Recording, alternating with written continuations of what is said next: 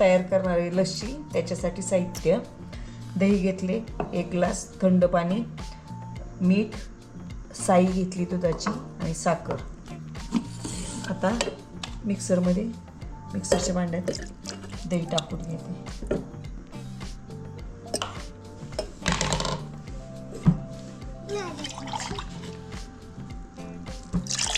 थंड पाणी घेतले फ्रीजमध्ये.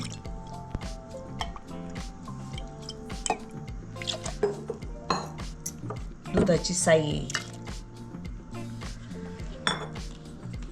साखर चवीनुसार,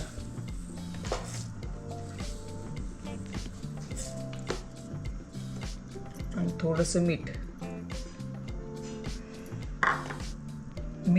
चवीनुसार.